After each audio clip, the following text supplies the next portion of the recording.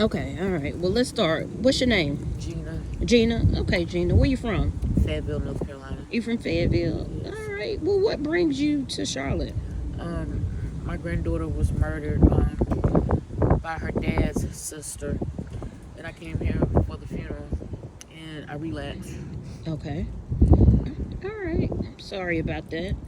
Um. So tell us about how you grew up. I know you said the Walking funeral on brought you here. eggshells, verbally, physically, emotionally abused. I had my first suicide ideation at 7. Oh, wow. So did the physical and emotional abuse come from both parents, or Um, was it the area that you grew up in? it was mostly my mom. My dad was wherever he was. Hmm. Okay. So Gina, when did you start doing drugs? Or 3 years ago. 3 years ago? Yes. Okay. And how did it start? Um, I had came home one day and caught my husband in our home with his boyfriend. And, Boyfriend.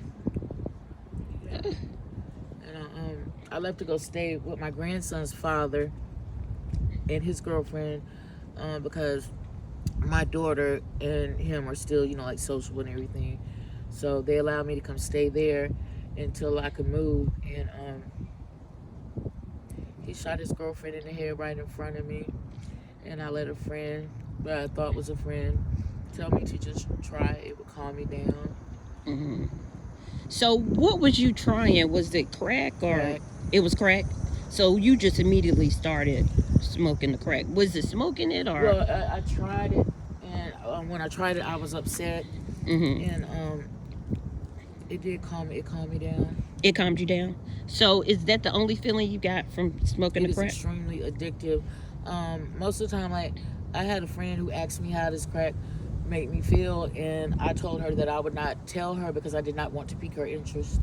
Okay. So you don't want to go into. No, I didn't want to pique her interest. I didn't want to tell my friend because that's how bad it is. Hmm. Well, Um, can you tell us how it makes you feel? Because people think that Blank, it just you know, you don't feel naturally anything. humans can't stop their brain from thinking, Yeah. but crack does. Okay. So crack So just it's like I just don't think about anything. it just makes you numb, basically. Yes. Okay. All right. And now, so you said you started 3 years ago, right? I mean, was 3 it years three? ago, yes. Yeah. So it's been 3 years.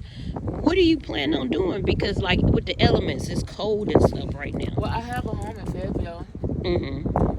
but my daughter and her baby. My daughter's only 22. I mean, it's hard for any mother to lose a child, but she's kind of young to deal with something of Mm-hmm. that capacity. And How was she coping with that? she's not. Oh, She has to. Someone has to have their eyes on her at all times. yeah. That's She's not pretty allowed to go in hard. another room by herself. Okay. Do you feel like she would turn to the streets, or? It's hard to say because if somebody would have told me 3 years ago that I was going to smoke a piece of crack, I probably would have spit on them and their mama. Yeah, you wouldn't have thought that you would Yeah, I have. mean, I didn't look down because I've always been a compassionate person. I Mm-hmm. never talked about people who smoke crack because I feel like some of the kindest people in the world that I have met have Mm-hmm. been drug addicts. Yeah. And did you see like drug addicts growing up? And, No. when you were growing up? No. Okay. So you basically just got introduced to it by a friend. You didn't see it. You didn't know. She wasn't really a friend. I just had an income, and she didn't. Oh, okay. So y'all. Because that's what crackheads do. They lure somebody in to help them with their addiction. Okay. Not me, though. I mean, Yeah. not yet. Because you never say never. That's Yeah. just not something a person should say. Exactly. And you seem very, genuine when I met you. You coming down and I mean, so now that you're here in Charlotte, are you homeless or? No, I have a house in Fayetteville. I came here for the funeral, and I relapsed, and it's just been like this ever since. But where are you staying now? Like, With this lady up on Custer Street. oh, okay. So you do have somewhere to go. Yeah, I do. Okay. All right. Well, that's good. And my boyfriend's apartment, but I can't jeopardize Mm-hmm. his sobriety. Yeah. And I completely understand that. I don't want to jeopardize his sobriety. Mm-hmm.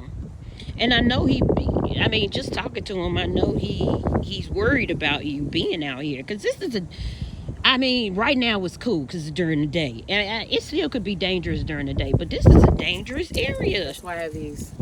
Oh. You ready to take somebody out? Hey, I feel you. I feel you. Before I let them take me out. I know that's right.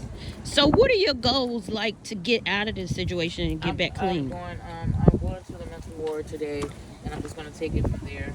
Okay, all right. So your plan is to get clean. I mean, Yes, because like most of the drug addicts out here, and I'm not talking down on them, but a lot of them, they've been, this is what their lifetime has been. That's not my story. So if I continue in these Mhm. actions of people, places, and things, it could very well easily be my story. Smoking crack is my story now, so Mhm. you know.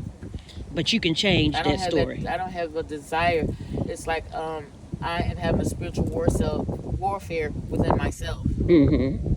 Right, and you can change those circumstances. Of course I can. I just gotta do it. Yeah.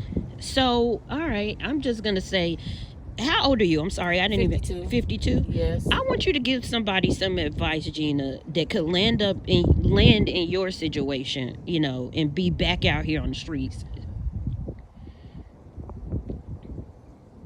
Pray.